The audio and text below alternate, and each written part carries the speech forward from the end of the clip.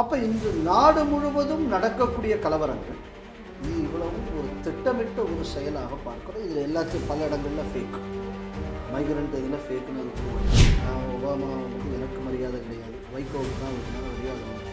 வைகோ ஒரு ஆளுக்கு பெரிய அளவில் சர்டிஃபிகேட் கொடுத்து எனக்கு சந்தேகம் வந்து, ஏன்னா அவர் மிகச்சில சர்டிஃபிகேட்டு தான் நல்லவருக்கு கொடுத்துருக்காரு. பெரும்பாலான அவர் யாருக்கு சர்டிஃபிகேட் கொடுத்தாலும் அது வந்து அது வந்து மோசமாக தான் இருக்கும். அந்த மைக்ராஸ்கோபிக் மைனாரிட்டியாக இருக்கக்கூடிய இந்துவுக்கு அந்த நாட்டில் வந்து இது ஒரு போராட்டம் நடத்துறதுல வந்தனால எந்த பிரச்சனையும் வராது.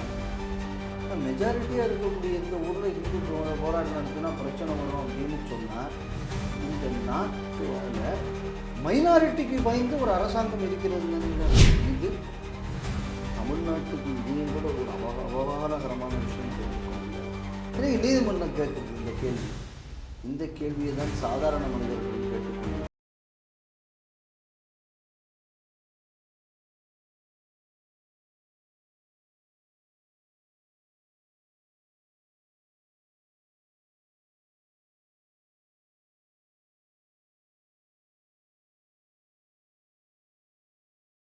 நிகழ்ச்சிக்கு உங்களை வரவேற்கிறோம். இன்றைய செய்திகள். கள்ளச்சாராயத்திற்கு 10 லட்சம், சுவர் இடிந்து விழுந்தால் 0, அரசு அதிகாரிகளுக்கு தண்டனை வழங்கிய நீதிமன்றம். இந்து முன்னணி ஆர்ப்பாட்டத்திற்கு அனுமதி வழங்கி நீதிமன்றம் உத்தரவு. மணிப்பூரில் மீண்டும் வன்முறையை தூண்ட சமூக வலைதளங்களில் முதல்வர் குரலில் போலி ஆடியோ வைரல். 49 ஆண்டுகளுக்கு பின் போலந்து சென்ற இந்திய பிரதமர் மோடி. வங்கதேசத்தில் அல் கொய்தாவுடன் தொடர்புடைய அன்சருல்லா அமைப்பின் தலைவர் முஃப்தி ஜசிமுதீன் ரஹ்மானி பெயிலில் விடுதலை. இந்த செய்திகள் குறித்து நாம் திரு பாலகௌதமன் அவருடன் சிந்திக்க இருக்கிறோம். வாருங்கள் நேயர்களே. வணக்கம். வணக்கம்மா. குடிச்சு செத்து போனா, அதுவும் குறிப்பாக கள்ளச்சாராயம் குடிச்சு செத்து போகிறவங்களுக்கு 10 லட்ச ரூபா தரீங்க. ஒரு சுவர் இடிஞ்சு விழுந்து ஒரு குழந்தை இருந்தால் அதுக்கு இழப்பீடு தர முடியாதா? அதுக்கு அரசுக்கு நிதி இருக்காதா அப்படின்னு சொல்லிட்டு மதுரை உயர்நீதிமன்ற கிளையினுடைய நீதிபதிகள் ஒரு கேள்வி எழுப்பி, அது மட்டும் இல்லாமல் ஒரு வழக்கினுடைய மேல்முறையீடுக்கு போன அதிகாரிகளுக்கு அபராதமும் விதித்திருக்கிறார்கள். எங்கன்னு பார்த்தா மதுரையில் ஒரு வழக்கு. அந்த வழக்கு என்னென்னா, இலங்கை அகதிகள் முகாமில் ஒரு சுவர் இடிந்து விழுந்து ஒரு 6 வயது சிறுமி இறந்து போகிறாள். இது 2014 இந்த சம்பவம் நடக்கிறது. அப்போ அது தொடர்பாக ஒருவர் வழக்கு தொடுக்கிறார், இழப்பீடு வேண்டும் என்று கேட்டு. அப்போ நீதிமன்றம், இதே மதுரை கிளை உயர்நீதிமன்றத்தில் தான் வருது. இப்போ ஜிஆர் சுவாமிநாதன் அவர்கள் வந்து இந்த பெண்ணுக்கு வந்து 5 லட்சம் ரூபாய் அந்த குடும்பத்திற்கு இழப்பீடு வர வேண்டும் என்று உத்தரவிட்டிருக்கிறார். ஆனால் அதுக்கப்புறத்துலேருந்து இது வரைக்கும் அந்த இழப்பீடு வழங்கவில்லை. ஆனால் அரசு என்ன பண்ணியிருக்கு, அதுக்கு பதிலாக மேல்முறையீட்டுக்கு போயிருக்கிறார்கள். இழப்பீடு வழங்காமல் இருப்பதற்கான மேல்முறையீட்டுக்கு போயிருக்காங்க. அந்த மேல்முறையீட்டினுடைய வழக்கில் தான் இன்றைக்கி வந்து இது போல் கேட்டிருக்காங்க. இந்த மாதிரி அந்த சுவர் இடிந்து விழுந்து காரணம் வந்து பராமரிக்க இல்லாமல் விட்ட அரசாங்கத்தினுடைய பொறுப்பு தான், அது பொறுப்பற்ற தன்மை தான் காரணம். அதனால் அது போல் விழுந்து எழுந்ததுக்கு நீங்கள் தான் இழப்பீடு தரணும். ஆனால் இன்றைக்கி வந்து குடிச்சு செத்து போகிறவங்களுக்கெல்லாம் இழப்பீடு தரீங்க, ஆனால் ஒரு சிறுமி இறந்து போனால் அதுக்கு இழப்பீடு தர மாட்டிங்களா அப்படின்னு கேட்டதோடு மட்டும் இல்லாமல் மேல்முறையீடு போன அதிகாரிகளுக்கும் ஒரு 50,000 ரூபா ஃபைன் போட்டு இன்றைக்கி வழக்கை முடித்து வைத்திருக்கிறார்கள். ஒரு நல்ல தீர்ப்பு, அதையும் கூட ஒரு நல்ல ஒரு அப்சர்வேஷனும் நம்ம இதில் பார்க்கணும். 2 இதாக நம்ம இதை பிரிக்கணும். அதாவது முகாம் என்பது யாரின் கட்டுப்பாட்டில் இருக்கிறது? அரசாங்கத்தின் கட்டுப்பாடு. அப்போ அரசாங்கம் தனது பொறுப்பை சரியாக செய்யாத காரணத்தினால் ஏற்பட்ட இழப்புக்கு காசு கொடுக்கறதுக்கு அரசாங்கத்துக்கு முடியலை. கள்ளச்சாராயம் யாரு குடிச்சா? அவனே குடிச்சான். யார்கிட்ட வாங்கி குடிச்சான்? இன்னொருத்தர் யார்? அவனுக்கு அரசாங்கத்துக்கு சம்மந்தம் கிடையாது. அது தனியாரா, இல்லைன்னா ஏதாவது கட்சியின் பின்னணியில் உள்ளதா, இல்லைன்னா காவல்துறையிட்ட மாமூல் கொடுத்து நடத்துகிற தொழில், அதெல்லாம் நமக்கு போக விரும்பலை. ஏன்னா அதை பற்றி ஏற்கனவே இவங்க இம்புட்டு ஆஃபீஸரை நாங்கள் மாற்றிருக்கோம், கள்ளக்குறிச்சியில் மரக்காணத்தில் இம்புட்டு போலீஸ் ஆஃபீஸரை மாற்றிருக்கோம் அப்படின்னு எல்லாம் சொன்னாங்க. அதுக்கப்புறம் அந்த சாராயம் விற்ற ஒரு வீட்டில் திமுக ஸ்டிக்கர் ஒட்டி இருக்கிறது, இதெல்லாம் கூட வந்து. ஸோ அதனால் அதெல்லாம் என்ன பின்னணின்னு தெரியல. பட் ஆனால் அதுக்கு அரசாங்கத்துக்கு சம்மந்தம் கிடையாது. அதுக்கு 10 லட்சம் ரூபாய் கொடுக்கப்பட்டது. 2வது, கள்ளச்சாராயம் குடிக்கிறது குற்றம், கள்ளச்சாராயம் விற்பதும் குற்றம். அரசாங்கம் கட்டி கொடுத்து நீ இதில் வாழு அப்படின்னு சொல்லி ஒரு இடத்தை கொடுக்குதுங்கக்கூடியது லீகல். அப்படிதான். அது 2 இல்லீகல், இது 2 லீகல். கண்டிப்பாக, நிச்சயமா. அப்போ ஒரு லீகலாக ஒரு ஆக்சிடென்ட் நடந்தானே அது காசு இருக்காது. ஒரு இல்லீகல் ஆக்டிவிட்டிக்குன்னா காசு கொடுக்கப்படும். அப்போ இது இந்த அரசாங்கத்தோட தரம் என்ன? இது எப்போ நடந்ததுன்னு பார்த்தா இதுக்கு முன்னாடி அதிமுக ஆட்சியில் நடக்கும்போது இந்த சம்பவம் நடந்துதான். நான் எப்போவுமே அதுதான் சொல்லுவேன், இது ரெண்டும் கழுதையில் முன்னூட்ட பெருசாக பின்னூட்ட பெருசாங்கிற கதை தான். இது ரெண்டுக்கும் எந்த பெரிய வித்தியாசமும் கிடையாது. அப்போ ஒரு ஆர்டர் 5 லட்சம் ரூபாயா கொடுக்கணும் அந்த குழந்தைக்குன்னு கொடுக்கும்போது கொடுக்கறதுக்கு இவங்களுக்கு மனசு இல்லை. கள்ளச்சாராயம் குடித்தவனுக்கு 10 லட்சமும் கொடுத்தாங்க, கள்ளச்சாராயம் விற்றவனுக்கு 50,000 ரூபாயும் இந்த அரசாங்கம் கொடுத்தது. கேட்டால் மந்திரி சொன்னார், அவங்களுக்கும் குடும்பம் இருக்கே, வயர் இருக்கே. ஏண்டா 2 பேரும் கொழுப்படுத்து விற்றவன் வந்து திருட்டுப்பேன், குடித்தவன் கொழுப்படுத்து குடித்தவன்.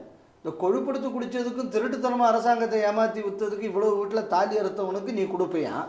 ஒரு அகதியாக வந்து அரசாங்கத்துக்குள்ள அனுமதிக்கப்பட்ட இடத்தில் தங்கி இருந்த ஒரு ஆள் சாவுக்கு கொடுக்க மாட்டியான். இப்போ இன்னொரு ஆங்கிள் இதை பார்ப்போம். இலங்கை தொப்புள் கொடி அந்த கொடி கத்துவான்ல. ஆமாம்மா. இப்போ இலங்கையிலிருந்து அகதியாக வந்து ஒரு குடும்பத்தில் உள்ள ஒரு குழந்தைக்கு இந்த விபத்து நடந்திருக்கிறது. ஏன் ஒரு கொடி உறவு இந்த நேரத்தில் கொதிக்கல? கொதிச்சிருக்கணும் இல்லை? ஏன்டா சாராயம் காய்ச்சினவனுக்கு 10 லட்சம் ரூபா, என் தொப்புள் கொடி உறவு அங்கிருந்தே அவன் அடித்து துரத்தப்பட்டாங்க, வழி இல்லாமல் இந்த நாட்டில் வந்திருக்கான், இவனுக்கு இப்படி ஒரு விஷயம் நேர்ந்திருக்குன்னு எவனா ஒரு பய சொன்னானே? இந்த திவச இயக்கம்னு ஒருத்தன் உண்டு, அவன் தான் அப்பப்போ சிலோனுக்கு தவசம் பண்ணுவான். வேற என்ன, திருமுருகன் காந்தி மே 17. அப்புறம் இன்னொருத்தன் சீமான். ஏன்ட்டு நீங்களே வாயவே திறக்கல. இப்போ அப்போ இதிலிருந்து இவங்களோட சின்சியரிட்டி டுவோர்ட்ஸ் அ காசு என்ன நம்ம புரிஞ்சுக்கணும். ரெண்டாவது, இந்த அரசாங்கத்தோட ப்ரையாரிட்டி என்ன? இப்போ இதில் குடிச்சு செத்தவன் இதுக்கெல்லாம் இவ்வளவு சொல்கிறாங்க. இப்போது இந்த மனுஷன் மலத்தை எடுக்கக்கூடியது தடை செய்யப்பட்டது. எவ்வளோ பேர் செத்து போகிறாங்க. அதில் செத்து போன மாநிலத்திலேயே அதிக ஆட்கள் செத்து போனது தமிழ்நாட்டில் ரிப்போர்ட் வருது. ஆமாம். அவங்களுக்கு நீங்கள் எவ்வளோ கொடுத்தீங்க? டியூட்டியில் இறந்து போகிறாங்க பலர், அவங்களுக்கெல்லாம் நீங்கள் எவ்வளோ கொடுத்தீங்க? கவர்மெண்ட் டியூட்டியில், எலக்ட்ரிசிட்டி போர்டில், போலீஸ்காரங்க மேலாம் சிலவங்க இந்த கொலைக்காரங்க வண்டி ஏற்றி கொண்டு போட்டான் அது இதுங்கிறீங்க. ரவுடிகள் வெட்டி போலீஸ்காரன் செத்து போகிறாங்க கூடிய கேஸ் எல்லாம் வருது. என்ன செய்தீங்க? அப்போ இந்த அரசாங்கத்தோட ப்ரையாரிட்டி எங்கே இருக்குன்னு நம்ம பார்க்கணும். திருட்டுத்தனம் பண்ணவனுக்கு காசு கொடுப்பேன், நேர்மையாக இருக்கிறவர்களை கொடுக்க மாட்டேன். இது தமிழ்நாட்டுக்கு இதையும் கூட ஒரு அவமானகரமான விஷயம் எதுவும் இருக்க முடியாது. எனக்கு நீதிமன்றம் கேட்குறது இந்த கேள்வியை தான் சாதாரண மனிதர்களும் கேட்டுக்கொண்டிருக்கிறார்கள். துரதிருஷ்டம் என்ன அப்படின்னா, இவ்வளவு தூரம் இந்த அரசாங்கம் தப்பு பண்ணதுக்கப்புறமும் தொடர்ந்து பண்ணி கொண்டு இருக்கக்கூடிய நேரத்தில் இதை வந்து நீங்கள் ஒரு பப்ளிக் நரேட்டிவாக மாற்றக்கூடிய அளவுக்கு ஒரு வலுவான எதிர்கட்சி இல்லை. ஒன்று. ரெண்டாவது, தனிநபர்கள் இந்த மாதிரியான விஷயங்களை பேசியாச்சுன்னா அவர்கள் மீது அடக்குமுறை ஏவப்படுகிறது. அந்த அடக்குமுறை யார் மீதெல்லாம் ஏவப்பட்டு இருக்கிறதோ அவர்களுக்கு ஆதரவாக இந்த கட்சிகளும் வரவில்லை. அப்போ என்ன நம்ம கவனிக்கணும் அப்படின்னு சொன்னால், எதிர்ப்பு இருக்குது. சில சமயம் அண்ணாமலை ஒரு எதிர்ப்பு சொல்லுவார், அதுக்கப்புறம் அவர் காணாமல் போயிடுறாரு. அப்புறம் அந்த பர்சிஸ்டண்ட்டாக அந்த இஷ்யூவை வச்சுட்டு பண்ணுறதில்ல. அண்ணாமலை விட்ட உடனே ஐயோ அவருக்கு பிறத்தாலும் ஆள் போயிடுமேனு உடனே எடப்பாடி ஒரு அறிக்கையை விடுவார், அப்புறம் அவர் போய் படுத்துக்கிடுவார். அப்போ யாருமே சின்சியராக இல்லை. அப்போ மக்களை திருப்பி காசை கொடுத்து மறக்கடிச்சு செய்து அடுத்த எலெக்ஷனில் ஓட்டு போட வச்சுடுறது. அதுக்கப்புறம் இந்த அரசு அதிகாரிகள் இவங்களை திமுக கேவலப்படுத்துனது மாதிரியும் கஷ்டப்படுத்துனது மாதிரி எந்த அரசாங்கமும் கஷ்டப்படுத்தி இருக்க முடியாது. ஆனாலும் இந்த அரசு அதிகாரிகளுக்குள்ள செயல்பாடு போன தேர்தல் எப்படி இருந்ததுன்னு நம்ம பார்த்தோம். பல இடங்களில் ஓட்டக்காண்டில், பல இடங்களில் பூத்தில் நடந்த குளறுபடிகள் இதெல்லாம் பேப்பரில் வந்ததை நம்ம பார்த்தோம். அப்போது எந்த அளவு அரசு இயந்திரங்கள் எல்லாம் அரசியலாக்கப்பட்டிருக்கின்றன. அப்போ இது என்ன அப்படின்னா, ஒரு டெமோக்ரஸியில் இதை செக் பண்ணக்கூடிய ஃபோர்ஸஸ் என்னென்னலாம் இருக்கோ அது அவ்வளவு இன்றைக்கி வந்து மியூட் ஆக்கப்பட்டு விட்டது. பத்திரிகை கேட்கவே வேண்டாம். என்னென்னா அது ஆர்எஸ் பாரதி சொன்ன மாதிரியே தான் அதுவும் இருந்துக்கிட்டு இருக்கு. ஸோ இப்படிப்பட்ட ஒரு சூழலில் ஒரு தனி மனிதனுக்கு எப்படி நியாயம் கிடைக்கும்? அதனால் இன்றைக்கி வந்து நீதிமன்றம் இந்த விஷயத்தை சொல்லியிருக்கிறது. இது மக்களின் குமுறல். இதை வெளியில் சொல்வதற்கு இன்றைக்கி அவென்யூ இல்லாத ஒரு காலகட்டத்தில் எப்படி ஒரு விஷயம் வந்திருக்கு. இதையாவது அரசு புரிந்து கொண்டு இனிமேயாவது நாடு நல்லா இருக்கணுங்கக்கூடிய ஏதாவது ஒரு எண்ணம் வந்தால் தமிழகத்துக்கு நல்லது. வங்கதேசத்தில் ஆட்சி இழந்ததுக்கு பிறகு ஹசீனாவுடைய ஆட்சி தூக்கி எறியப்பட்டது. பல வன்முறை சம்பவங்கள் நடந்தது. அதில் இந்துக்கள் தாக்கப்பட்டார்கள், கோவில்கள் சூறையாடப்பட்டன, இந்துக்களுடைய வியாபார நிறுவனங்கள் தாக்கப்பட்டது. இது போன்ற செய்திகள் பார்க்கலாம். தொடர்ந்து பெண்கள் பாலியல் கொடுமைக்கு உட்படுத்தப்பட்டனர். இதெல்லாம் பார்க்கிறோம். அதற்கு ஒரு கண்டனம் தெரிவித்து இங்கே தமிழகத்தில் ஒரு ஆர்ப்பாட்டம் நடத்த வேண்டும் என்று இந்து முன்னணி திட்டமிட்டிருந்தார்கள். மத்திய அரசு வங்கதேசத்தை நடவடிக்கை எடுக்கும்படி, இந்துக்களை பாதுகாக்கும்படி வலியுறுத்துவதற்கு இவர்கள் இங்கே ஆர்ப்பாட்டம் நடத்துவதற்காக முயற்சி செய்தார்கள். அதற்கு அப்பொழுது போலீஸ் அனுமதி மறுக்கப்பட்டது. இந்த நிலையில் அவர்கள் நீதிமன்றம் சென்றார்கள். இப்போ நீதிமன்றத்தில் இந்த போலீஸ்காரர்கள் வைத்த தடையை நீக்கி நீங்கள் வருகிற 27ஆம் தேதி அன்னைக்கு நீங்கள் உங்களுடைய ஆர்ப்பாட்டத்தை நடத்தி கொள்ளலாம் அப்படின்னு சொல்லிட்டு இன்றைக்கி நீதிமன்றம் இன்றைக்கி உத்தரவிட்டிருக்கிறது. ஒரு திருத்தம் முதல்ல சொல்லிடுறேன். இனிமேல் நீங்கள் சொல்லும்போது ஹசீனா ஆட்சி தூக்கி எறியப்பட்டவுடன் இல்லைன்னா அகற்றப்பட்டவுடன் அதெல்லாம் சொல்லாதீங்க.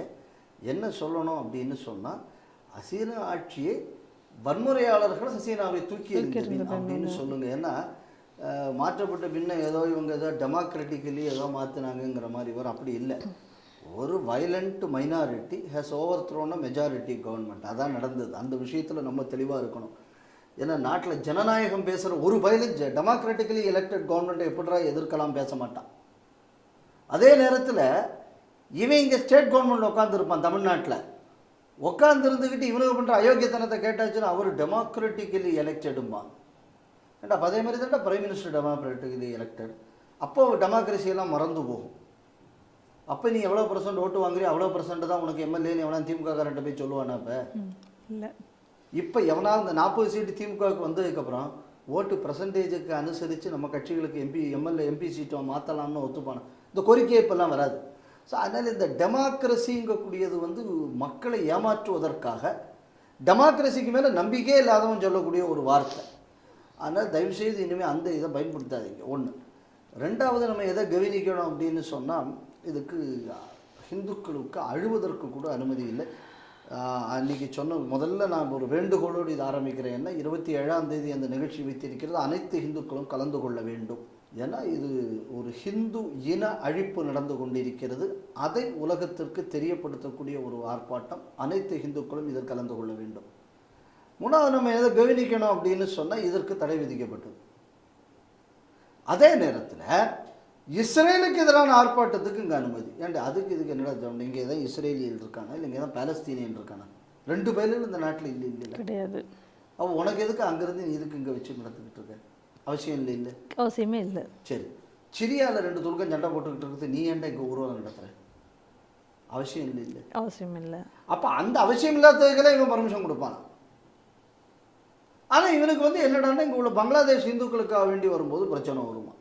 இன்னும் ஒரு வேடிக்கை என்ன அப்படின்னா, ஆஸ்திரேலியா, கனடா, அமெரிக்கா இங்கெல்லாம் இந்துக்கள் போராட்டம் நடத்துகிறான். அங்கெல்லாம் பிரச்சனை இல்லை. ஆனால் இந்தியாவில் பிரச்சனை இருக்கு. அப்போ அந்த நாட்டில் இருக்கிறதுலேயே மைக்ராஸ்கோபிக் மைனாரிட்டி ஹிந்து. அந்த மைக்ராஸ்கோபிக் மைனாரிட்டியாக இருக்கக்கூடிய ஹிந்துவுக்கு அந்த நாட்டில் இது ஒரு போராட்டம் நடத்துறதுல எந்த பிரச்சனையும் வராதான். மெஜாரிட்டியாக இருக்கக்கூடிய இந்த ஊரில் ஹிந்து போராட்டம் நடத்தினா பிரச்சனை வரும் அப்படின்னு சொன்னால், இந்த நாட்டில் மைனாரிட்டிக்கு பயந்து ஒரு அரசாங்கம் இருக்கிறது தானேங்க அர்த்தம். நிச்சயமாக இந்த நாட்டில் இருக்கக்கூடிய அரசாங்கம் இப்படி ஒரு சிறிய ஒரு ஸ்மால் வயலண்ட் மாபுக்கு பயந்து தான் ஆட்சி நடத்துகிறது அப்படின்னு சொன்னால், இந்த அரசாங்கம் ஆட்சியில் இருப்பதற்கு தகுதியானதாங்கிற கேள்வி வருமா வராதா? வந்து தானே ஆகணும். நிச்சயமாக. ரெண்டாவது, இது ஒரு பெரிய ஃபேஷனாக போச்சு. எந்த ஒரு ஹிந்து இது நடந்தாலும் உடனே அதுக்கு தடை விதிக்கணும். உடனே இவங்க கோர்ட்டுக்கு போகணும். இப்போ பாருங்கள், RSS உட்மார்ச்சு தடை, புளியங்குடியில் கிருஷ்ண ஜெயந்தி ஊர்வலம் தடை, அதுக்கப்புறம் இப்போ இங்கே இந்த ஹிந்து முன்னணி ஆர்ப்பாட்டத்துக்கு தடை, வேற ஒரு இடத்துல சாமி ஊர்வலம் போவதற்கு தடை. அப்படியே பர்மிஷன் கொடுத்தாலும் பர்மிஷன் கொடுத்தன அப்புறம் அங்கே பிரச்சனை. அது ஏற்கனவே நம்ம சேர்ந்த மரத்துக்கிட்ட ஒரு சர்ச்சுக்கிட்ட கோர்ட்டு அனுமதி கொடுத்ததுக்கப்புறம் ஊர்வலம் கொண்டு போகும்போது அங்கே ஒருத்தன் டிஎஸ்பி ஒரு ஆள் இருந்து அந்த ஆள் அங்கே ஒரு பிரச்சனையை ஏழரையை கூட்டினது, அதை நம்ம பார்க்குறோம். அப்போது திட்டமிட்டு இந்துக்களுக்குள்ள எல்லா விஷயத்தையும் தடை செய்வது என்பது இப்போ மேலிருந்து கீழே வர கொடுக்கப்பட்டிருக்க இன்ஸ்ட்ரக்ஷன். ஏன்னா இது எல்லா இடத்துலையும் நடந்திருக்கு. புளியங்குடியில் தெற்க நடக்குது, இப்போ தமிழ்நாடு முழுக்க இந்து முன்னணிகள் நடக்குது, RSSக்கு தமிழ்நாடு முழுக்க நடக்குது. அதுக்கப்புறம் ஏற்கனவே வேறு சில ஊர்வலங்களுக்கு தேசிய கொடி கொண்டு போகிறதுக்கு திருநெல்வேலி கோயம்புத்தூர்லேயும் தடை, அதுக்கப்புறம் தேசிய கொடி ஏற்றி பண்ணதுக்கு இங்கே தடையை வச்சாங்க, இங்கே நம்ம அச்சரப்பாக்கம் பக்கம் இங்கேயோ ஒரு இடத்துல. இப்போ தேசிய கொடிக்கும் தடை படுத்துது. ஏன்டா தேசிய கொடி? அது ஆர்டர் வேறு அடிக்கிறாங்க போலீஸ்காரங்க. தேசிய கொடி எடுத்து ஊர்வலம் செல்லும் போது அந்த பகுதிகளில் சர்ச்சு மசூதிகள் இருக்கக்கூடிய காரணத்தினால் தேசிய கொடி இதை கொண்டு போகக்கூடாது. அப்போ தேசியத்துக்கு எதிரான கிறிஸ்தவம் தொழுக்கண்ட நான் சொன்னேன்னா நீ சொன்னேடப்ப நீ தானே ரிட்டனாக எழுதியிருக்க, அந்த ஆர்டர் காப்பி என் கையில் இருக்கு. சரி, அப்போ இவன் கொடுத்துருக்கானே, ஏதாவது கிறிஸ்தவனோ துளுக்கணும், உண்மைக்கே மனசாட்சி இருந்தா, யோ தேசியத்துக்கு மேலே எங்களுக்கு எந்த பிரச்சனையும் கிடையாதுயா, எங்கள் சமுதாயத்தை அவமானப்படுத்துவதற்காக நீ இப்படி செய்திருக்க, எங்களுக்குள்ள தேசியத்தை நீ கேவலப்படுத்துறேன்னு சொல்லி ஒரு கிறிஸ்தவன் துளுக்கம் பேசினானா? இல்லை, ஒரு வயலும் பேசலை. அப்போ திமுக காரன் சொல்றது சரிங்கிறது அவனையும் ஏற்றுக்கிட்டான். அப்போ தேசத்தில் பெரும்பான்மையாக இருந்து இந்த தேசியத்தை காப்பாற்றணும்னு நினைக்கக்கூடிய நாங்க இவன் தேச துரோகின்னு சொல்றது என்ன விதத்தில் தப்பு? அப்போ அவனுக்கு ஆகாதுன்னு அரசாங்கம் சொன்னது அவன் மறுக்கல் இல்லை, அப்போ அவனுக்கு ஆகாதுங்கிறது தானே அர்த்தம். அப்போ அதனால தான் சொல்கிறேன் இவன் தேச துரோகின்னு. அப்போ இந்த உண்மையை சொன்னால் அவனுக்கு என் கோபம் வருது. அப்போ நீ அதை நீ மறுத்து இருக்கணும் இல்லை. அப்போ இன்னைக்கு தமிழகம் முழுவதும் இப்போ என்ன அப்படின்னா ஹிந்துக்கள் சார்ந்த விஷயங்கள், ஹிந்து வழிபாடுகள். இப்போ பல இடங்களில் இப்போ என்னடான்னா ஒரு ஜாய் சண்டையை ஏற்படுத்தி கோயிலுக்கு சீல் வைக்கிறது, இது ஒரு ப்ராக்டிஸ். இப்போ அடுத்தது ஆமாம், அதுக்கு 2-3 பயிர்க ஏஜென்ட், இந்த திருமாவளவன் ஒருத்தன், அதுக்கப்புறம் அந்த பக்கம் இந்த என்ன ஒரு என்ன நாகை திருவள்ளுவன், இந்த மாதிரி ஒரு 4-5 ஏஜென்ட்டுகளை வச்சுக்கிட்டு அவனுக்கு இந்த எஸ்டிபிஐ பிஎஃப்ஐக்கு உதவி பண்ணக்கூடியவனுங்க. இது வந்து ஒரு தொழிலாக இந்த தமிழகத்தில் இது நடந்து வருகிறது. அதே மாதிரி என்ன பண்ணுறது, இதான் பிரச்சனை பண்ணி ஒரு கோயிலை டேக் ஓவர் பண்ணுறது. அப்போ கொஞ்சம் கொஞ்சமாக அந்த ஊரில் உள்ள கோயிலில் இருந்து ஹிந்துக்களாங்கிறது வெளியில் எடுக்கிறது. அப்படி கொஞ்சம் கொஞ்சமாக ஹிந்து மதத்தை ஒன்றும் இல்லாமல் அழிப்பது, இதை இந்த அரசாங்கம் ஒரு அஜெண்டாவாக செய்து வருகிறது. இது நீதி விழுதான். இப்போ நான் என் கேள்வி என்னென்னா, இப்படி ஒவ்வொரு ஹிந்து விஷயத்துக்கும் இப்போ நீதிமன்றத்துக்கு போக வேண்டிய ஒரு நிலைமை வந்திருக்கும். என்கிட்ட கேட்டால் எல்லா ஹிந்துக்களும் சேர்ந்து ஒரு கேஸ் போடணும், அதிகபட்சம் 1 லட்ச ரூபா ஃபைன் போட்டு டிஸ்மிஸ் பண்ணுவாராக இருக்கும். ஜட்ஜு நல்ல மூடில், அதாவது வேறு மூடில் இருந்தான்னு சொல்கிறேன். என்ன ரெப்பர்கரேஷன் இருக்கும்னு நம்ம வேணாலும் கஷ்டப்பட்டு எங்கேயாவது ஸ்வீட் டிவியில் அப்படியே பிச்சை எடுத்து நம்ம கையிலேருந்து உள்ளதை வேணாலும் போட்டு வேணாலும் கட்டிடலாம். இதுவரை என்னென்ன ஹிந்து இதுகளெல்லாம் தடை செய்யப்பட்டது ஒவ்வொன்றுத்துக்கும் சொல்லப்பட்ட காரணங்கள். இப்போ தோவாள முருகன் கோவில் கன்னியாகுமரி மாவட்டத்தில் அங்கே வந்து விசை கச்சேரிக்கு தடை. ஏன்னா அந்த ஊரில் இருக்கிற 3-4 பேருக்கு இடையில சண்டை இருக்கான். அதனால் ஏன்டா அப்போ சிஎஸ்ஐக்குள்ள டயசிஸ் இருந்து அதில் எலெக்ஷனுக்கு சண்டை நடக்கிறது, வெட்டுக்குத்து நடக்குது. ஏன் கிறிஸ்மஸ் விழாவுக்கு தடை விதிப்பியா நீ? மாட்டாங்க. விதிப்பியா நீ? மாட்டாங்க. அப்போ இவ்வளோ வெட்டுக்குத்து நடந்தப்புறம் உனக்கு அங்கெல்லாம் பிரச்சனை வராது. இங்கே ஹிந்துக்களுக்கு இடையில் இருக்கிற கிரிமினல் கேஸை வச்சு நீ திருவிழாவுக்கு தடைங்கிற. அப்போ அது அங்கேயும் அதை பொறுத்தலாம்ல. இப்போ கன்னியாகுமரியில் ஒரு ஜமாத்தில் 2 குரூப் அடிச்சுக்குது. ஊரில் அம்புட்டு போலீஸே அங்கே கொண்டு போட்டுடுறான் இந்த பெருநாள் வந்தாச்சுன்னா. அப்போ அது மாதிரி இதை சீல் வச்சுடலாமே, இனிமேல் அங்கே அந்த விழாவே கொண்டாடப்படாதுன்னு சொல்லலாமே. சொல்லுவியா? சொல்ல மாட்டேன் இல்லை. அப்போ ஹிந்துக்கள்னு வரும்போது மட்டும் இதெல்லாம் சொல்ல தெரியுது இல்லை. அதனால நம்ம என்ன ஒன்று, இந்த மாதிரி எல்லாத்தையும் எடுத்துகிட்டு நீதிமன்றத்தில் ஒரு வழக்கு ஒன்று தொடர்ந்து ஒரு இது என்ன அப்படின்னா, ஐயா இனிமேல் எங்களுக்குள்ள ஹிந்துக்களுக்குள்ள பர்மிஷன் இல்லாமல் நான் டைரெக்டாகவே நாங்கள் உங்கள்கிட்ட கேட்டு நீங்களே எங்களுக்கு ஆர்டர் போட்டுருங்க. ஏன்னா இவங்க எப்படின்னா போராட்டம் இன்னைக்கு தான் நடக்குதுன்னா நேற்றுக்கு ராத்திரி வந்து அதுக்கு தடை விதிப்பாங்க. அப்போ நாங்கள் கோர்ட்டுக்கும் போக முடியாது. அப்போ எங்கள் ப்ரோக்ராமை நாங்கள் கேன்சல் பண்ண வேண்டி வரும். அப்போ இவ்வளோ நாள் ஆர்கனைஸ் பண்ணுற எஃபர்ட், ஆர்கனைஸ் பண்ணுறதுக்கு இருக்கக்கூடிய டைம், மணி, இது எல்லாமே வேஸ்ட் ஆகுது. திருப்பி 2ஆம் தடவை ஆர்கனைஸ் பண்ணுறதுக்கு திருப்பி எல்லாத்தையும் அவஸ்தைப்பட வேண்டியிருக்கு. இதுக்கப்புறம் நாங்கள் கோர்ட்டுக்கு வர வேண்டியிருக்கு. ஏன்னா எதுக்குமே நீங்கள் அனுமதி கொடுத்தது இல்லையே. அதனால் பேசாமல் நம்ம நீதிபதிட்டு ஒரு இதை போட்டு, அதனால் ஹிந்துக்களுக்குள்ள ஹிந்து திருவிழாக்கள், ஹிந்து அமைப்பை சார்ந்த விஷயங்களுக்கு அனுமதி கொடுப்பதற்கென்று ஒரு தனி பிரிவு கோர்ட்டில் ஏற்படுத்திடுங்க, போலீஸ்லாம் ஏற்படுத்திடுறாங்க. ஏன்னா அப்புறம் தேவாசீர்வாதம் யாருக்கு ஆசீர்வாதம் பண்ணுறாரோ அவர் தான் அங்கே வந்து இருப்பார். அப்புறம் ஒரு டிஜிபி இருக்கார். எனக்கு தெரிஞ்சு அவர் எந்த முடிவும் எடுக்கிறது மாதிரி தெரியலை. அவர் எங்கே கையெழுத்து போடுன்னு சொல்லலாம், கையெழுத்து போட்டு கொடுத்துட்றாரு, கையெழுத்து போட்டுடுறாரு. ஏன்னா இவ்வளவு தூரம் கேவலப்படுத்தியிருக்கு கோர்ட்டு ஒவ்வொரு ஆர்டரையும். அப்போ இந்த மாதிரி என் டிபார்ட்மெண்ட்டுக்கு எதிராக இவ்வளோ ஆர்டரை கொச்சைப்படுத்தி வருதுங்கிறது வெக்கப்படணும் as a head of the institution. அப்போ அவர் வெக்கப்படவே இல்லை அப்படின்னு சொன்னான்னா எந்த முடிவுக்கும் எனக்கு சம்பந்தம் இல்லை, நான் கையெழுத்து போட ரப்பர் ஸ்டாம்பில் இல்லைன்னா அப்படி இருக்க முடியாது. என்ன சார், ஒரு அத்தனை ஐபிஎஸ் படித்து இந்த அளவு வந்திருக்காருன்னா திறமையான மனுஷன், அதில் வரலாம் நமக்கு மாற்று கருத்து இருக்க முடியாது. அப்படிப்பட்ட ஒரு திறமையான மனுஷனே தனக்கு ஒரு பதவி வேணுங்கிறதுக்காக வேண்டி தன் சுய நிலையை இழந்து இருக்கிறார் அப்படின்னு சொல்லியாச்சுன்னா உண்மைக்கு பரிதாபப்பட வேண்டிய இடத்துல அவர் இருக்கிறார்னு அப்படி தான் நான் பார்க்குறேன். இதெல்லாம் செல்ஃப் ரெஸ்பெக்ட்னு எனக்கு ஒன்று இருந்தால் நான் அதை செய்ய மாட்டேன். இன்றைக்கி இப்படிப்பட்ட ஒரு நிலை இருக்குது. அதனால் நம்ம இப்போ அவரை போய் குத்தம் சொல்லி எந்த பிரயோஜனமும் இல்லை. அவரை கொண்டு நீங்கள் ஒரு செல்லை பண்ண அவர் என்ன சொல்கிறார், ஓஹோ இப்படி அனுப்பியிருக்கீங்களா, நான் அங்கே கேட்டுக்கிட்டு சொல்கிறேங்கன்னு சொல்ல போகிறார். இதுக்கு மேலே அவர் பாவம் என்ன பண்ண போகிறார்? அவருக்கு டிசிஷன் எடுக்கிற பவர் இல்லை.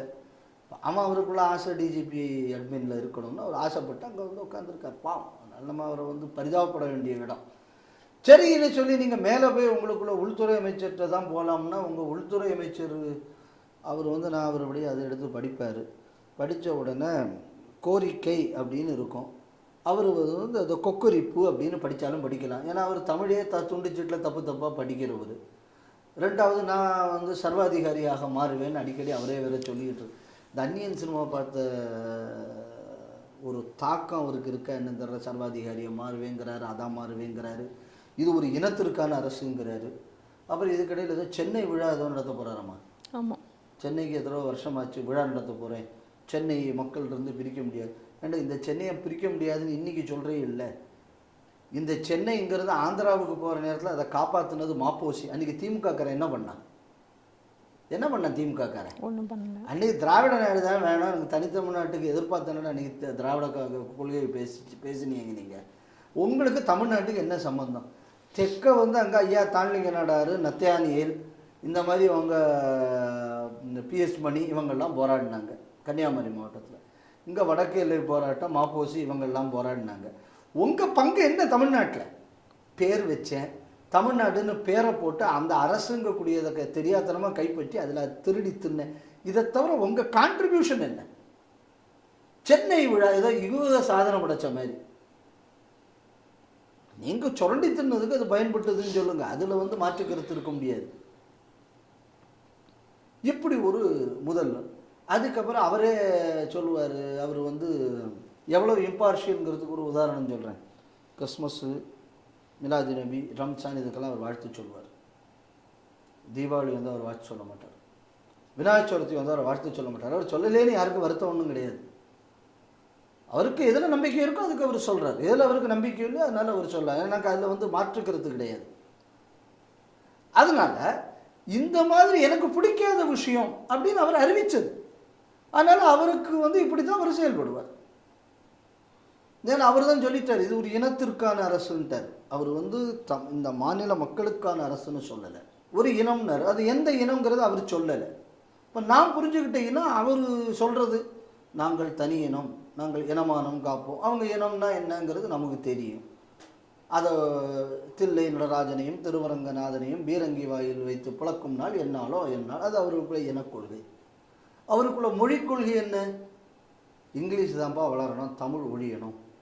2010 ஔவை நடராஜனும் ஈரோடு தமிழ் அன்பும் பேசினது. இதைத்தான் ஈவே ராமசாமி நாயக்கர் ஆரம்பத்திலிருந்து சொல்லிக்கிட்டு இருக்கார். இது இவர்களுக்குள்ள மொழிக் கொள்கை. அப்புறம் மூணாவது ஒரு கொள்கை இருக்குது. அது என்ன கொள்கை அப்படின்னு சொன்னான்னா, பாரு ரவுடிக்கும் குடும்பம் இருக்குது, ரவுடிக்கும் இருக்குது, அப்போ அவனுக்கு வயிறு இல்லையா அப்படின்னு பறிஞ்சு பேசுறது. இது இவளுக்குள்ள இன்னொரு கொள்கை.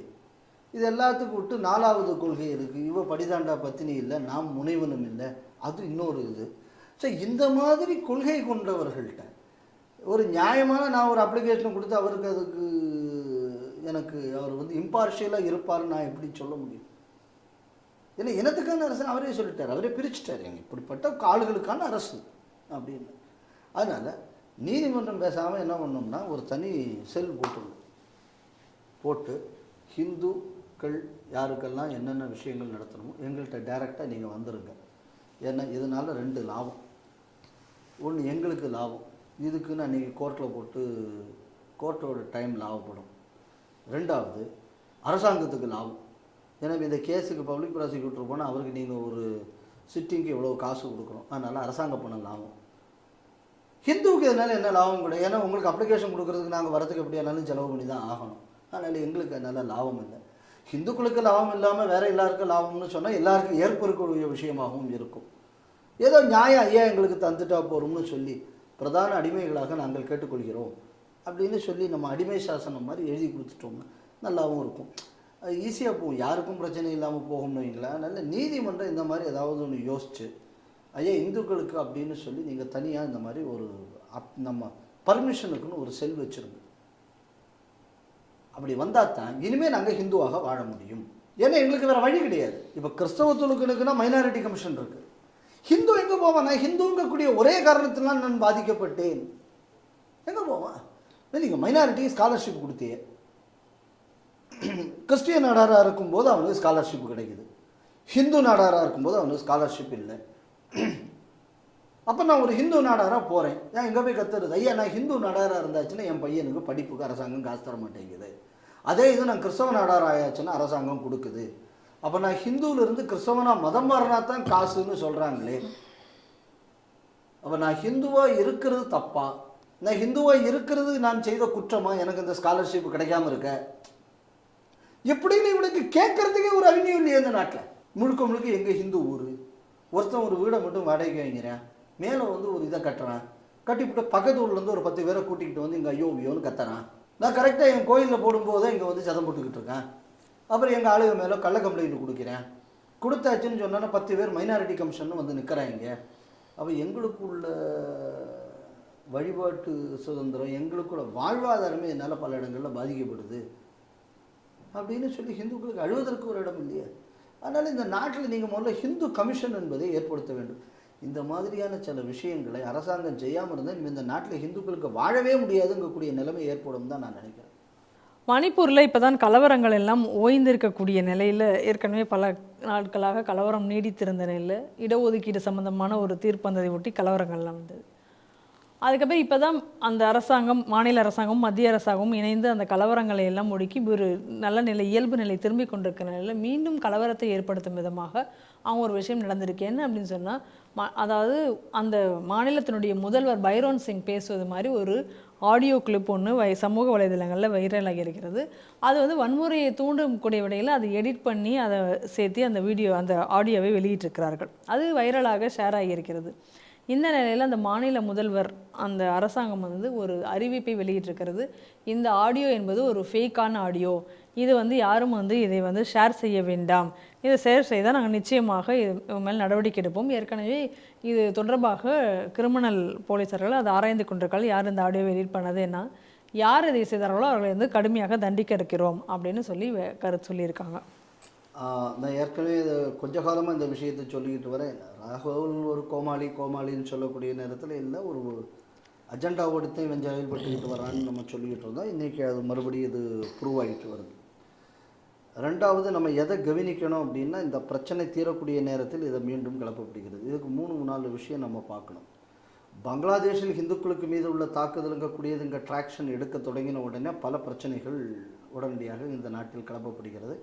அதில் ஒன்று இது. இப்போ மணிப்பூரில் திருப்பி ஒரு வயலன்ஸை கொண்டு வந்தேன். ஏன்னா மணிப்பூருக்கு அந்த பக்கம் பார்டர் வருது, ஈஸ்டர்ன் பார்டரில் தான் மணிப்பூர் வருது. ஸோ அதனால் அந்த பக்கம் ஒரு அண்டர்ஸ்ட்டை ஏற்படுத்தணுங்கக்கூடிய ஒரு திட்டமிட்டு இது. ஏன்னா focus of military and BSF அந்த பக்கம் திரும்பணும். ரெண்டாவது, ஏற்கனவே பங்களாதேஷ் பார்டரில் நிறைய பங்களாதேஷியர்கள் இந்தியாவுக்குள் ஊடுருவ காத்திருக்கிறார்கள். யாரையும் விடாமல் இன்றைக்கி அரசாங்கம் தடுத்து வைத்திருக்கிறது. இன்றைக்கி அங்கே ஒரு சின்ன சுணக்கம் ஏற்பட்டால் அதை பயன்படுத்தலாம் என்பதற்கான ஒரு முயற்சியாக நான் பார்க்கிறேன். ஸோ அப்போ இதற்கு ஆதரவு தெரிவித்து இன்றைக்கி பேசக்கூடியதுங்கக்கூடியது காங்கிரஸ் மற்றும் எதிர்க்கட்சிகள். அப்போ இவர்களது நோக்கமும் இந்த இடத்தில் நம்ம கேள்விக்குறியான விஷயமாக இருக்கிறது. கல்கட்டாவில் ஒரு டாக்டர் கற்பழிக்கப்பட்டு கொலை செய்யப்பட்டார். இந்த விஷயத்தை நம்ம பார்க்குறோம். இதே நேரத்தில் இன்னொரு சம்பவம் நடக்குது. எங்கன்னா மகாராஷ்டிராவில் ஒரு பள்ளிக்கூடத்தில் 2 குழந்தைகள், அந்த பள்ளிக்கூடத்தில் வேலை பார்க்குற ஒரு பையன் வந்து தப்பாக இது பண்ணிட்டான்னு. எதை கவனிக்கணும்னா, அவன் கைது செய்யப்பட்டிருக்கிறான். நல்லா தெரிஞ்சுக்கணும். அவன் கைது செய்யப்பட்டு நடவடிக்கை எடுக்கப்படுகிறது.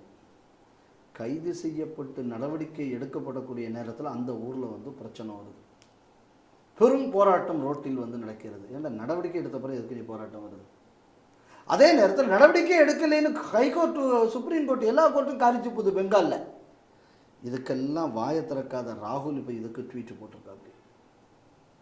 அப்போ இதில் வந்து குழந்தைகள் மீது நடத்தப்பட்ட பாலியலோ இல்லைன்னா பெண்கள் மீது நடத்தப்பட்ட பாலியலோ இஷ்யூவா, இல்லை அப்படின்னா இந்த மாதிரியான பிரச்சனைகளை கிளப்புவதற்கு என்ன காரணம் இருக்க முடியும்? ஏற்கனவே வெஸ்ட் பெங்கால் பிரச்சனையை பற்றி கேட்டபோது கூட என்னை டிஸ்ட்ராக்ட் பண்ணாதீங்க. டிஸ்ட்ராக்ட் பண்ணாதீங்க பெங்கால் பிரச்சனையை பற்றி. அப்போ இப்போ நீ டிஸ்ட்ராக்ட் ஆகலையா? அப்போது எனக்கு என்ன சந்தேகம் வருது, தொடர்ந்து இப்போ வந்து நீங்கள் பார்த்தீங்கன்னா பெங்கால் பக்கத்தில் எங்கேயோ ஒரு இடத்துல பெரிய பாறாங்கல் இருந்தது, இன்னொரு இடத்துல ஒரு கடப்பாறை, நம்ம தொடர்ந்து ட்ரெயின்ஸ் ரயில்வே இதில் இந்த மாதிரியான விஷயம் நடக்குது. அதுக்கிடையில் ரயில்வே அமைச்சர் ஏன் ராஜினாமா செய்யக்கூடாதுங்கக்கூடிய கோரிக்கை வருது. அதே மாதிரி பாம்பேயில் அந்த கோவிட் டயத்தில் மைக்ரண்ட் ஒர்க்கர்ஸ்னால் நாடு முழுக்க கலவரம் ஏற்படும்னு சொல்லி ராகுலும் பிரியங்காவும் பேசினது. அந்த அந்த கலவரம் அந்த ரயில்வே ஸ்டேஷன்கிட்ட நடக்கும்போது பக்கத்தில் இருக்கிற மசூதிகளில் இருந்தெல்லாம் ஆட்களை திரட்டினார்கள்ங்கக்கூடிய செய்தி அந்த நேரத்தில் வந்தது. இதெல்லாம் நீங்கள் பொருத்தி பார்த்தாச்சு அப்படின்னா நாடு முழுக்க ஒரு பெரும் கலவரத்தை ஏற்படுத்துவதற்கான முயற்சி நடக்கிறது. இன்றைக்கி இந்த விவசாய புரோக்கர் போராட்டம் நடந்தது. அப்போ இந்த விவசாய புரோக்கர் போராட்டம் நடத்தினதில் ஒரு ஆள் இந்த திக்காயத், அவர் இன்றைக்கி ஒரு ஸ்டேட்மெண்ட் யூஸ் பண்ணியிருக்கார். என்ன, அன்றைக்கி நாங்கள் ரெட் ஃபோர்ட் அடித்த மாதிரி பார்லிமெண்ட் அன்றைக்கி நாங்கள் ஏறி அடிச்சிருந்தா பங்களாதேஷை மாதிரி இந்தியாவிலும் நடந்திருக்கும். இந்த திக்காயத்தோட ஸ்டேட்மெண்ட் நம்ம இப்போ சமீபத்தில் பார்த்தோம். பங்களாதேஷில் நடந்த மாதிரி இந்தியாவிலும் வெகு விரைவில் நடக்கும் காங்கிரஸ் தலைவர்கள் சொல்லக்கூடிய ஸ்டேட்மெண்ட்ஸை பார்க்குறோம். இதே மாதிரியாக பிரைம் மினிஸ்டர் பஞ்சாபுக்கு போகும்போது காங்கிரஸ் கவர்மெண்ட் இருக்கும்போது அந்த ரோட்டில் வந்து அவங்களை தடுத்து பிரச்சனை பண்ணாங்க. அந்த நேரத்தில் வந்து அந்த அயோக்கியத்தனம் பண்ணினவர்களுக்கு ஆதரவாக காங்கிரஸ் தலைவர் சித்துவும் அந்த முதல்வரும் பேசினதையும் நம்ம பார்க்குறோம். அப்போ இன்று நாடு முழுவதும் நடக்கக்கூடிய கலவரங்கள் இது இவ்வளவும் ஒரு திட்டமிட்ட ஒரு செயலாக பார்க்குறோம். இதில் எல்லாத்துலேயும் பல இடங்களில் ஃபேக், மைக்ரண்ட் இதில் ஃபேக்குன்னு அது புரிவாச்சு. இந்த ஃபார்ம் பில் அதில் இவங்க சொல்லக்கூடிய குற்றச்சாட்டுகள் அவ்வளவும் ஃபேக்குன்னு வந்துச்சு. அதுக்கு அடுத்தது 370 நீக்கம் சட்டவிரோதம்னாங்க, அது சட்டத்து விரோதம் கிடையாதுன்னு சுப்ரீம் கோர்ட் வர சொல்லிடுச்சு. ரஃபேல் ஊழல்னாங்க, அது தப்புன்னு சுப்ரீம் கோர்ட் சொல்லிடுச்சு. இப்போ நீங்கள் இப்போ பெங்காலில் நடக்கக்கூடியதுக்கு எந்த கட்சிகளும் வாயை திறக்கல, கோர்ட் இன்னைக்கு காரி துப்பிக்கிட்டு இருக்கு அன்றாடமா. இப்போ இந்த பின்னணியில் இப்போ பைரன்ஸுங்களுக்குள்ள இந்த ஸ்பீச்சை இவங்க எதுக்கு போடணும்? இப்போ மீண்டும் கலவரம் ஏற்படுத்தணுங்கக்கூடிய நோக்கம் தானே. அது மட்டும் இல்லாமல் நல்ல ஒரு விஷயம் பாருங்க, நான் இந்த சுப்ரீம் கோர்ட் வந்து இந்த கிரிமி லேயர் ஜட்ஜ்மெண்ட் வந்த உடனே நம்ம தான் பண்ணோன்னு நினைக்கிறேன் அந்த நியூஸ். அப்போ அந்த நியூஸ் வரும்போது நான் சொன்னேன், இந்த ஜட்ஜ்மெண்ட்டுங்கக்கூடியது வரவேற்கத்தக்கதாக இருந்தாலும் இதை வைத்து கலவரம் செய்வதற்காக பலர் முயற்சி செய்வார்கள்னு. இன்னைக்கு வந்து டெல்லியில் 10 இடங்கள்ல இன்னைக்கு வந்து அந்த காரணத்தை சொல்லி பந்து நடந்திருக்கிறது.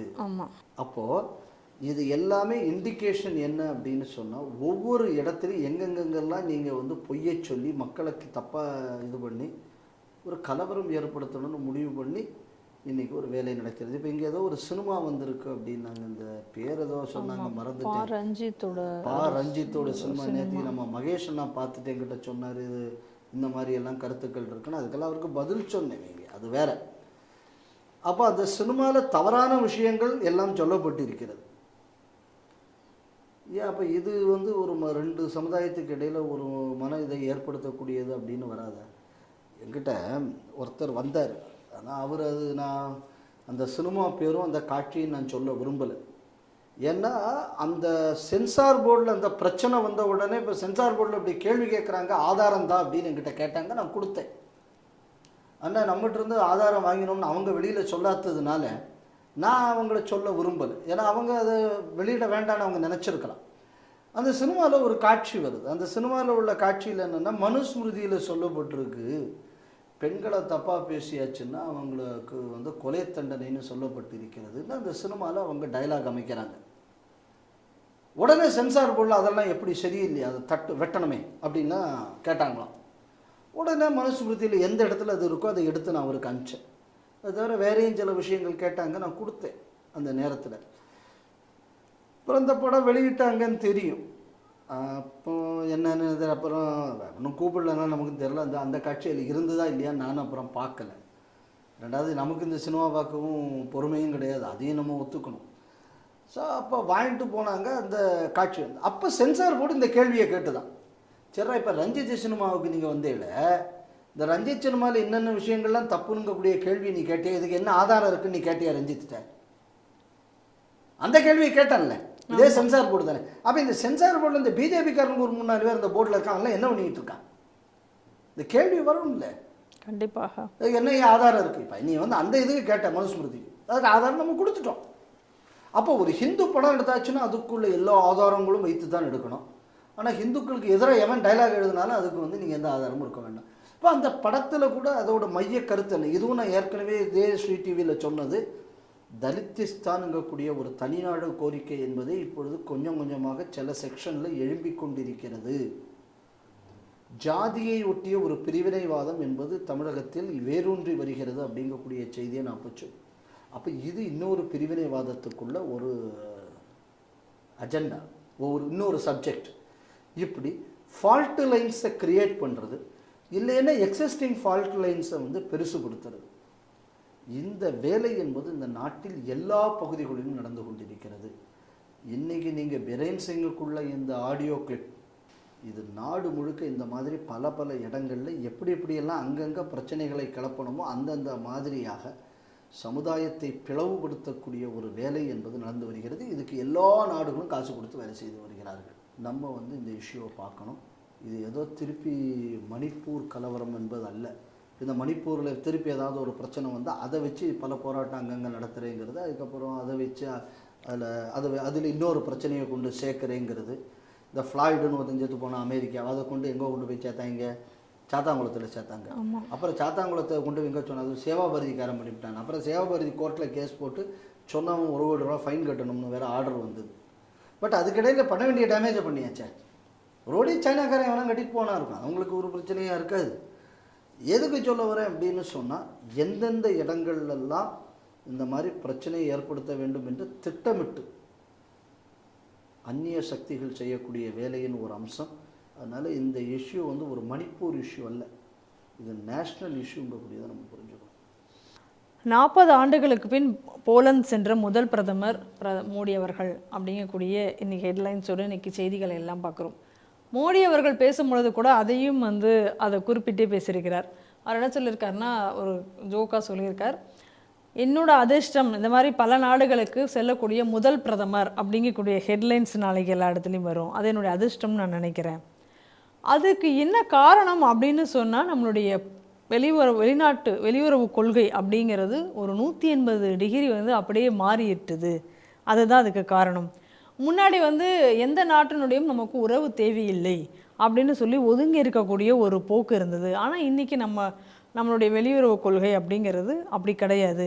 நம்ம என்ன நினைக்கிறோம், எல்லா நாடுகளோடும் நம்மளை வந்து நட்புறவு வைத்து கொள்ள வேண்டும். அதே நேரத்தில் எல்லா நாடுகளுக்கும் நம்ம வந்து அவங்களுக்கும் ஒரு நன்மை ஏற்படக்கூடிய அளவில் நம்ம திங்க் பண்ணணும் அப்படின்னு சொல்லி நம்ம எல்லா நாடுகளோடும் நம்ம உறவு மேற்கொள்கிறோம். அதனால் இன்றைக்கி வந்து என்ன பார்க்கிறது அப்படின்னு சொன்னால், உலக நாடுகள் நம்மளை வந்து எல்லா நாடுகளுடைய ஒரு நண்பராக நம்ம இந்தியாவை இன்றைக்கி பார்க்க தொடங்கி இருக்கிறது.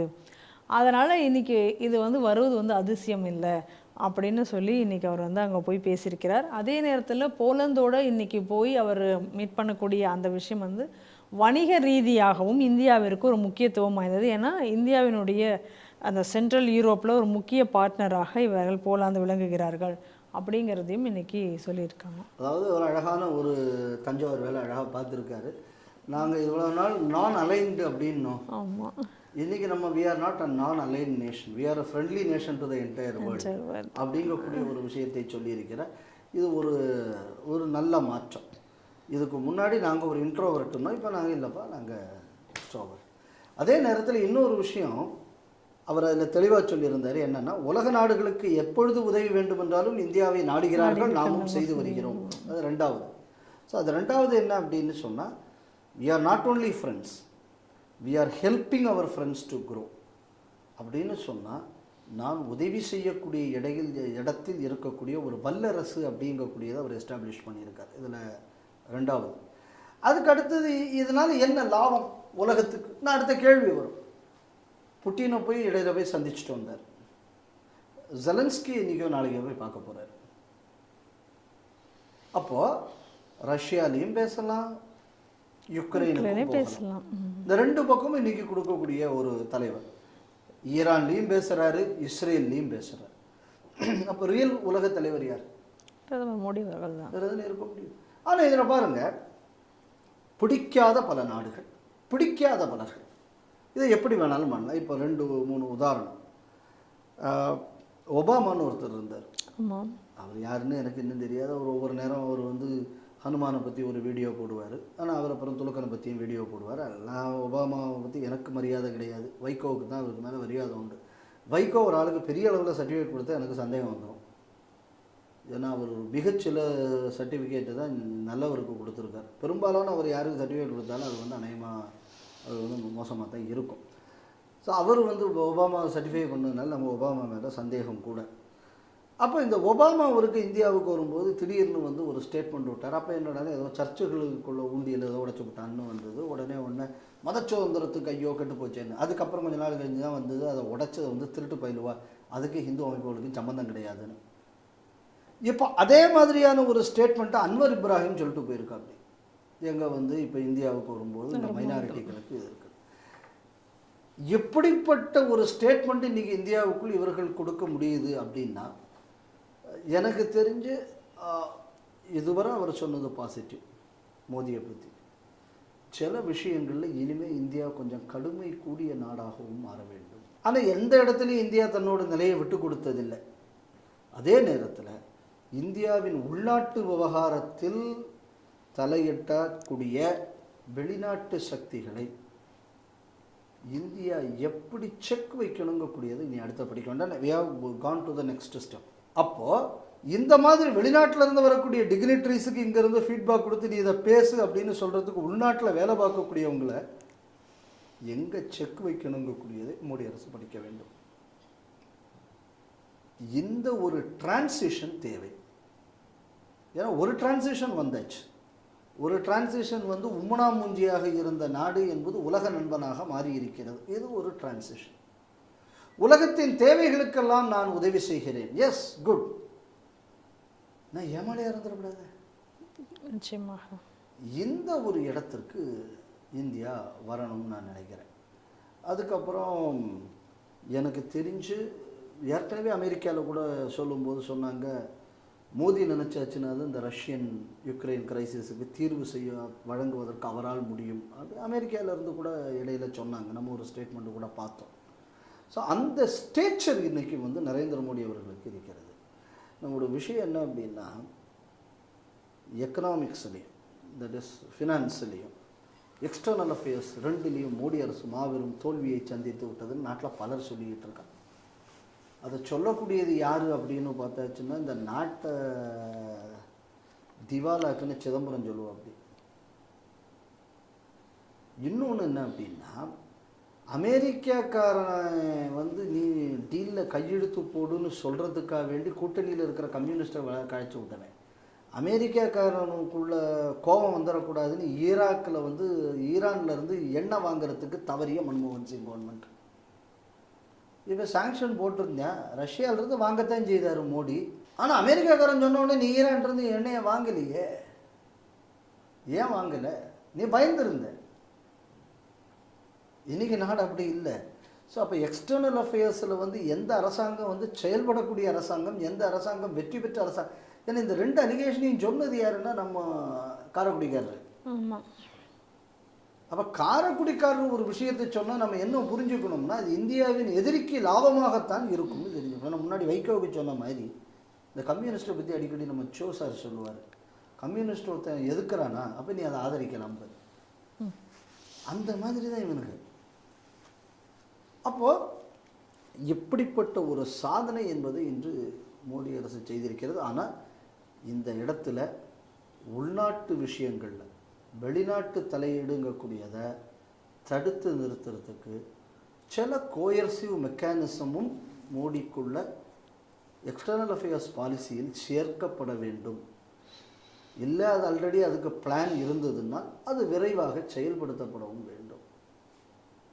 அப்படி பண்ணினால் இன்னும் சிறப்பாக இருக்கும் என்பது என் கருத்து. வங்கதேசத்தில் இப்போ யூனஸ் அரசு வந்ததுக்கப்புறம் இப்போ முக்கியமான ஒரு மாற்றம் என்ன நடந்திருக்குன்னா, அன்சருல்லா பங்களா டீம் அப்படிங்கக்கூடிய ஒரு இஸ்லாமிய பயங்கரவாத அமைப்பு, ஏற்கனவே அந்த அமைப்பு பங்களாதேஷில் தடை செய்யப்பட்டிருந்த அமைப்பும் கூட, அந்த அமைப்பினுடைய தலைவனாக இருந்தவரை முஃப்தி ரஹ்மானி அப்படிங்கிறவனை ஜாமீனில் விடுதலை செய்திருக்கிறார்கள்.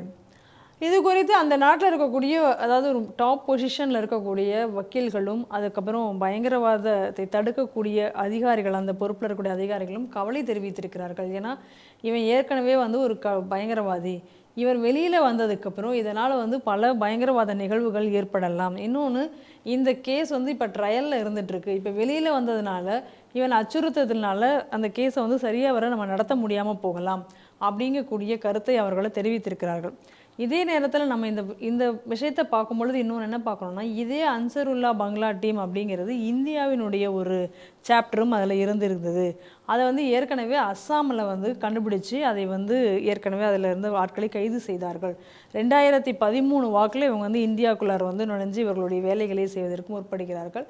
அதுக்கப்புறம் தொடர்ந்து அஸ்ஸாமில் பல இடங்களில் வந்து இவங்களுடைய கிட்டத்தட்ட ஒரு 5 மாடியூல் கிட்ட அஸ்ஸாமில் அவங்களை பிடிக்கிறார்கள். அதற்கு பிறகு வெஸ்ட் பெங்கால், கேரளா, ஹைதராபாத் போன்ற இடங்களிலும் இந்த டீமை சேர்ந்தவர்களை பிடிக்கிறார்கள். அதோட என்னென்னா, இங்கே தடை செய்யப்பட்ட அமைப்பான பயங்கரவாத அமைப்பான பிஎஃப்ஐயுடன் இவர்களுக்கு தொடர்பு இருந்திருக்கிறது. பிஎஃப்ஐயில் உள்ள ஆட்கள் இதே அன்சருல்லா பங்களா டீமிற்கு இவர்கள் சென்றிருக்கிறார்கள், ஆட்களை அனுப்பித்திருக்கிறார்கள் அப்படிங்கக்கூடிய செய்தியும் நாம் பார்க்க முடிகிறது. நான் இந்த செய்தியை எப்படி பார்க்குறேன்னா, இது முதல்ல நான் வந்து இந்த பங்களாதேஷில் வரும்போது இது டெமோக்ராட்டிக்கலி எலெக்டட் கவர்மெண்ட்டை சூறையறிந்த ஒரு வன்முறை கூட்டம்னு நான் சொன்னேன். ஆமாம். ரெண்டாவது, இதை வந்து நீங்கள் மக்கள் போராட்டம்னு இதில் எவனாவது ஒருத்தன் சொன்னான்னா அவனை மாதிரி ஒரு துரோகி யாரும் இருக்கக்கூட முடியாதுன்னு சொன்னேன். இதை இதுதான் காங்கிரஸ்காரன் உடனே செய்தான். அப்போவே இது ஒரு தவறுன்னு சொல்லியிருந்தேன். இன்றைக்கி அது வந்து உண்மையாகிறது. முகமது யூனுஸை பற்றி நான் முன்னாடி சொல்லும்போது சொன்னேன், ஏதோ அமெரிக்காவிலேருந்து வரும்போதே நமக்கு தெளிவாக தெரிஞ்சு போச்சு, இந்த அஜெண்டா ஓடி தான் இந்த ஆள் வரப்போகிறான் அப்படிங்கக்கூடியது நம்ம செய்திகள் சிந்தனையில் சொன்னது அது இன்று மெய்ப்பிக்கப்பட்டிருக்கிறது.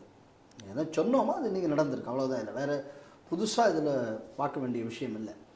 ஆனால் நம்ம எதை புரிஞ்சுக்கணும் அப்படின்னு சொன்னால், ஒரு பிஎஃப்ஐக்குள்ள மாவட்ட தலைவர் ஒருத்தர் அங்கே போய் பயிற்சி எடுப்பதற்காக அங்கே அந்த அமைப்புக்கு சென்றாருங்கக்கூடியது ஒரு செய்தி. இதெல்லாம் வந்து அந்த நேரத்தில் வந்தது.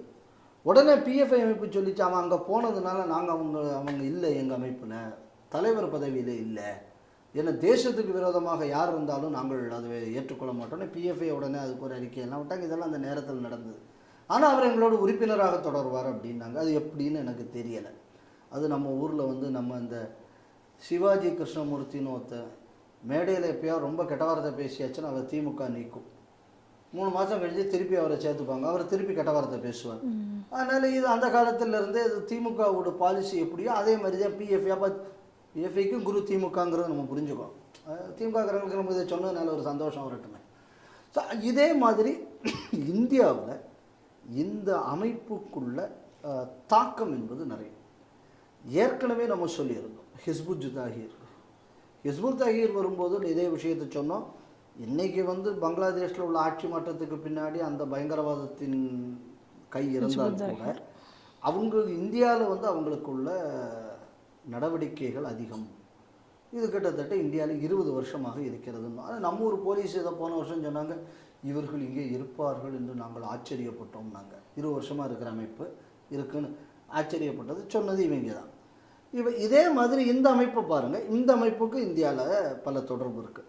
இன்னும் சொல்ல போயாச்சுன்னா, தமிழ்நாட்டில் இருந்து வரக்கூடிய பல பயங்கரவாதிகள் பயிற்சிக்காக வேண்டும் பங்களாதேஷ் போயிட்டு வந்தார்கள் எங்கக்கூடியது நிறைய நியூஸில் நம்ம பார்த்துக்கிட்டு இருக்கோம். இந்த அமைப்பு பங்களாதேஷில் தடை செய்யப்பட்ட அமைப்பு. அப்போ அப்படி ஒரு பயங்கரவாத அமைப்பில் உள்ளவங்க கேஸ் ட்ரையல் நடத்துக்கும் போது அவங்கள வெளியில் விடுறாங்க அப்படின்னு சொன்னால் அந்த கேஸை வந்து மெத்தனமாகத்தானே அரசாங்கம் நடத்தியிருக்கணும். நிச்சயமாக. நம்ம இதை எதோட காரலேட் பண்ணணும்னா, 56 பேரை கொலை செய்தது வந்து கோயம்புத்தூர் குண்டு வெடிப்பு. ஒரு வயலுக்கு இல்லை தூக்கு தண்டனை கிடையாது. அப்போ ப்ராசிக்யூஷன் எந்த லட்சணத்தில் கேஸ் நடத்தியிருக்குன்னு நம்ம பார்க்கணும். ஒரு 8-10 பேர் ஏதோ செத்து போனாங்க 3 ரயிலில் குண்டு வச்சு. அதில் நம்ம தடா ரஹீம் கூட அந்த கேஸில் அக்யூஸ்டாக இருந்தார். அந்த கேஸு சுப்ரீம் கோர்ட்டில் வந்து விடுதலை ஆகுது. அப்போது எந்த அளவு சின்சியராக வந்து நடத்தியிருப்பாங்க அப்படின்னு பார்க்கணும். அதே மாதிரி ஜெயிலர் ஜெயபிரகாஷ் கேஸ், ஜெயிலரை கொன்னவங்க அவங்களுக்கு வந்து ரெமிஷன் கிடைக்குது, அதாவது பேர் என்ன, ப்ரீமெச்சூர் ரிலீஸ். அப்போ எந்த அளவு ப்ராசிக்யூஷன் வந்து அந்த கேஸில் தெளிவாக இருந்திருக்குன்னு பார்க்கணும். பாடி சுரேஷ் கொலை கேஸு பெயில் வருது. எந்த அளவு இவங்க பண்ணியிருந்தாச்சுன்னா அவன் அதில் உள்ள கிங் பின் அக்யூஸ்ட் அவனுக்கு வந்து பெயில் கிடைக்குது. அப்புறம் அவனே தான் வில்சனை கொள்கிறான். ஆமாம். இப்போ இந்த வில்சன் கேஸில் அக்யூஸ்டாக இருக்கிறவங்க வந்து இந்த ராமேஸ்வரம் கஃபே கேஸில் கூட அக்யூஸ்டாக அக்யூஸ்டாக இருக்காங்கன்ற. ஆமாம். அப்போ எந்த அளவு ப்ராசிக்யூஷன் இந்த கேஸை பண்ணியிருக்கு. அப்போ இன்னைக்கு இந்த இப்போ வந்து சாதாரணமாக ஒருத்தன் இந்த கேஸில் இப்போ எப்படி சாட்சி சொல்ல வருவான்? எப்படி சாட்சி சொல்ல வருவான்? ஒன்று நீ ப்ரூவ் பண்ணியாச்சுன்னா நீ வந்து ப்ரீமெச்சூர்னு விட்டுற, இல்லை கேஸு ட்ரையலுக்கு முன்னாடியே நீ அவனை விட்டுற. அப்போ அவன் எப்படி அவன் நம்பி வருவான்? திருப்பி அவன் மிரட்ட மாட்டான் ஒன்று வந்து. நிச்சயமாக. இப்போ போலீஸ்காரங்களுக்கு வீட்டில் குழந்தை ஊட்டி இருக்கும் இல்லை? நிச்சயமாக. இப்போ எந்த போலீஸ்காரர் தன்னை ரிஸ்க் எடுத்து போனவே நான் உனக்கு ஒன்றை நிர்வகிக்கக்கூடிய அரசாங்கமே அவனுக்கு ஆதரவாக இருந்தால் போலீஸ்காரர் இருப்பாங்க என்ன ஒன்று. இந்த மாதிரியாக பயங்கரவாதத்தை வளர்க்கக்கூடிய வேலைகளை அரசாங்கம் என்று அங்கே செய்து வருகிறது. ஆனால் இதோட டைரக்ட் ரெப்பர்கஷன் இந்தியா. நான் ஏன் இந்தியாவோட இந்த தொடர்புகள் எல்லாம் சொல்கிறேன்னா, இதில் எல்லா அமைப்புகளுக்கும் இந்தியாவில் தொடர்பு இருக்காது. இப்போ நல்லா கவனிக்கணும், இந்த அமைப்புக்கு கேரளாவில் ஆள் இருக்கான், ஆந்திராவில் ஆள் இருக்குது, பெங்கால் சொல்லியிருக்காங்க, அசாம் சொல்லியிருக்காங்க, இங்கெல்லாம் பிடிச்சிருக்காங்க. தமிழ்நாட்டில் பிடிக்கல. ஆனால் பிஎஃப்ஐக்காரங்க அங்கே ட்ரைனிங்கு போயிருக்காங்க. இப்போ இந்த பிஎஃப்ஐயிலிருந்து ஒருத்தவங்களுக்குள்ள ட்ரைனிங் வந்து நம்ம ராமநாதபுரத்தில் பெரியப்பட்டினத்தில் நடந்துச்சு. அந்த ட்ரைனிங்க்கு வந்து பெங்கால் அசாமில் இருந்தெல்லாம் ஆட்கள் வந்திருந்தார்கள்னு அவங்க பேப்பரில் வந்து செய்தி. அது என்ன பேக்ரவுண்ட்னு யாருக்கு இப்போ தெரியும்? அதனால இன்னைக்கு பங்களாதேஷில் நடக்கக்கூடிய ஒவ்வொரு நடவடிக்கைகளும் இந்தியா ஒத்து கவனிப்பது மட்டும் இல்லாமல் இதை எப்படி சரி பண்ணணுங்கக்கூடியதுக்கு கொஞ்சம் ப்ரோஆக்டிவாக செயல்பட வேண்டும். ஒசாமா பின் லாடனை பாகிஸ்தானில் உள் பூந்து அடித்தது யாரு? அமெரிக்கா. ஏன்னா எங்கள் நாட்டுக்குள்ளே அவன் நாச நஷ்டத்தை பண்ணிட்டான். அதே மாதிரி பாரதத்துக்கு ஒரு ஆபத்துங்கக்கூடிய சிச்சுவேஷன் வரும்போது இன்னொரு நாட்டுக்குள் பூந்து ஒருவரை தாக்குவது என்பது தவறு இல்லை. ஏன்னா ஏற்கனவே இதை வந்து பாலாகோட்டில் நம்ம பண்ணியிருக்கோம். ஏன்னா மோடி அரசு வந்த பிறகு இதெல்லாம் சர்வசாதாரணமாக நடக்கக்கூடியது. இந்த மாதிரியான நடவடிக்கைகள் மீண்டும் வர வேண்டும். இந்தியா இல்லாமல் பங்களாதேஷால் இருக்க முடியாது. பங்களாதேஷில் இருக்கிற மேஜர் இன்வெஸ்ட்மெண்ட் இந்தியன் இன்வெஸ்ட்மெண்ட். இந்த இன்வெஸ்ட்மெண்ட்டை உருவியாச்சுன்னா பங்களாதேஷ் இஸ் க்ளோஸ். இந்தியாவிலிருந்து சப்ளைஸ் போகாட்டானா Bangladesh is close. You have to bleed Bangladesh government to death. இந்த மாதிரியான நடவடிக்கையை பாரத நாடு எடுக்காமல் போனால் பாகிஸ்தான் எப்படி இந்த பல காலமாக வந்து ஒரு லான்ச் பேடாக இருந்ததோ அந்த மாதிரி நாளைக்கு பங்களாதேஷும் ஒரு லான்ச் பேடாக மாறும். இதை மாற விடாமல் தடுக்கணும். அதோட இண்டிகேஷனாகத்தான் இந்த யூனிஸ் அவர்கள் ஆட்சி வந்த உடனேயே இந்த பயங்கரவாத அவர் தடை செய்யப்பட்ட அமைப்பில் உள்ளவங்களுக்கு ஈஸியாக பெயில் கிடைக்கக்கூடிய ஒரு விஷயம் நடந்திருக்கிறதாக நான் பார்க்கிறேன். இந்தியா எச்சரிக்கையுடன் செயல்பட வேண்டும் நினைக்கிறேன். நன்றி சார். வணக்கம். இன்றைய செய்திகள் சிந்தனைகள் நிகழ்ச்சி இத்துடன் நிறைவு பெறுகிறது. மீண்டும் நாளை சந்திப்போம். நன்றி, வணக்கம், ஜெய் ஹிந்த்.